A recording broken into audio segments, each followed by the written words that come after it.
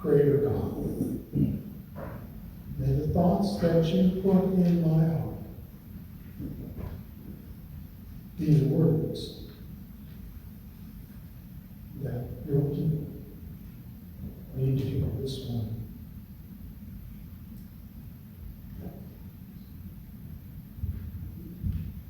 I don't pretend to know what was going on in Mary's mind when she discovers she's pregnant. Sharon and I have conceived 5 children. We've lived through those pregnancies and births over the last 50 or so years. Yet I still struggle to imagine the depth of emotions that a woman goes through as a child grows inside of them, and eventually the struggle they have to do to bear with as that child enters the world. That's where Mary is. Earlier in Luke's Gospel, we read that Mary had been visited by the angel Gabriel, who tells her that she will conceive and bear a son who will be called the Son of the Most High. Luke chapter 1, verses 31 to 32. But Mary protests because she's still a virgin in verse 34 and is betrothed to Joseph. The angel continues by explaining that the conception will be an immaculate conception involving the Holy Spirit and not a human. In today's text, Mary has discovered that all the angel Gabriel had foretold has come true. She's pregnant, and only she knows that the child she carries is the result of this miracle that we today call the Immaculate Conception. So what is Mary to do? Confide in her mother? The scriptures don't mention anything about Mary's family. No mention of a father or a mother, or sisters or brothers. Perhaps the only person that she can turn to is her relative Elizabeth. So Mary makes that 80 to 90-mile journey from Nazareth to Ein Kerem, the home of Elizabeth and her husband, Zechariah. She probably traveled with a caravan that was passing through Nazareth on its way to Jerusalem, which is just north of Ein Kerem. An unmarried teenage woman, surely Mary is no more than a teenager, did not make that 8 to 10 day journey alone from Nazareth through Samaria to Jerusalem. When she arrives at Zechariah's home, she greets only Elizabeth, who is herself by now in the later stages of her own pregnancy, just as the angel had foretold Mary that she would be. Now, Luke doesn't bother to tell us how long Mary stayed with Elizabeth. She probably stayed long enough to help Elizabeth bring her child, John the Baptist, into the world. In his gospel, Luke emphasizes the role of women in Jesus' ministry. In these verses, Mary and Elizabeth are given extra attention.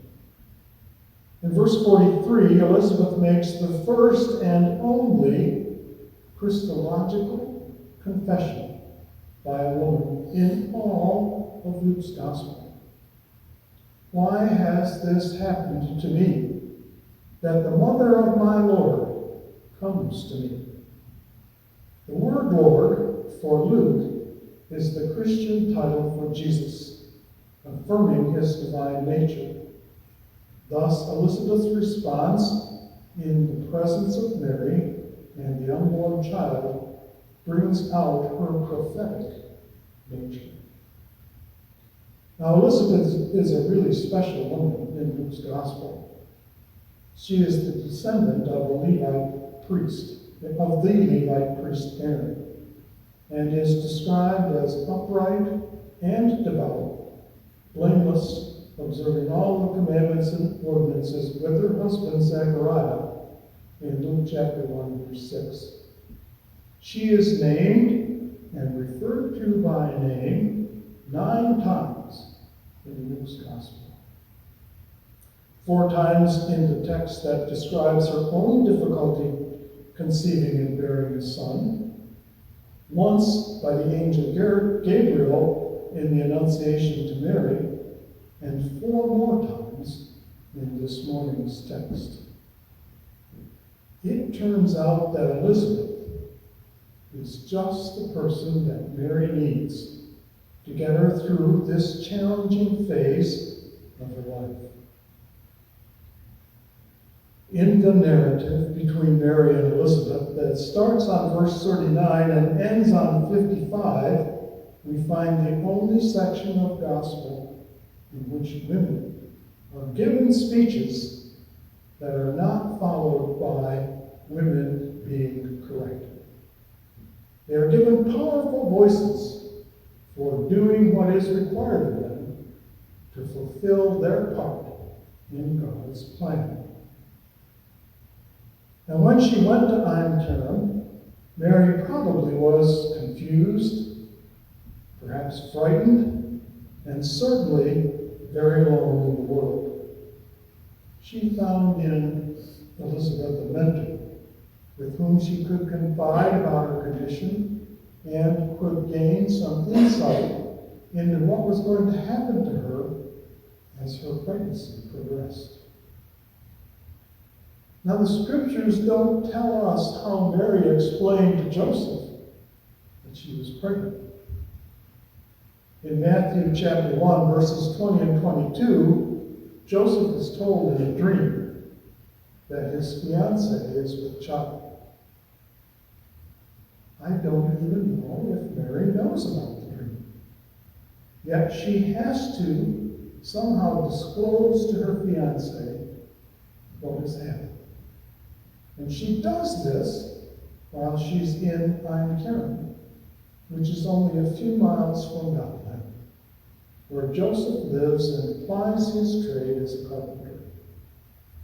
It seems likely that her stay with Elizabeth and the experience of helping Elizabeth through the final stages of her pregnancy gave Mary the faith and strength to face the difficult task which God has appointed for her. Mary responds to Elizabeth with her own prophetic words in Luke chapter 1, verses 46b through 55. Luke attributes the prophetic words of the Magnificat to Mary, giving her a voice as powerful as Elizabeth's voice. The Magnificat is Mary's prayer of thanksgiving for the blessings God has placed on her. It contains many of the themes emphasized throughout Luke's gospel, particularly God's concern for the lowly, the hungry, the disadvantaged, and God's judgment upon the self-indulgent. John Wesley numbers Mary among the prophets by noting that she spoke under a prophetic impulse in his commentary on the notes from Luke chapter 1, verse 46. In all of his writing, Luke depicts Mary as a model female believer, almost, but not quite, labeling her as a prophet or a disciple. Mary is the only woman Luke gives a full speech of proclamation to. We've been studying Adam Hamilton's book, The Journey, in our book study. And Hamilton believes that angels may come to people in the form of everyday, may come to the world in the form of everyday people. They bring divine words spoken in conversations with others who may need to hear God's voice. It certainly seems to me that Mary's encounter with Elizabeth as her friend and confidant and teacher gave her the strength and faith she needed to go forward with God's plan in her life. As we prepare to celebrate the birth of Jesus, consider how our words might shape the lives of others that we meet. Do our voices comfort, teach, and encourage others on their journey? Could we be someone else's Elizabeth? Or maybe the shoe is on the other foot. Are we in Mary's place, in need of encouragement and strength? Stop. Be quiet on this Christmas holiday and listen carefully for those Elizabeths who might be around us. Sometimes in everyday encounters with others, we might find an inspiration from God that hits close to home. Zechariah, Mary, Joseph, the shepherds, and even the wise men who are following the star are inspired by God as they travel around ancient in Nazareth, Ein Kerem, Jerusalem, and Bethlehem, so long, long ago. If they can have divine encounters of any form, so can we. We just need to be prepared to hear the message and share that message with others around us.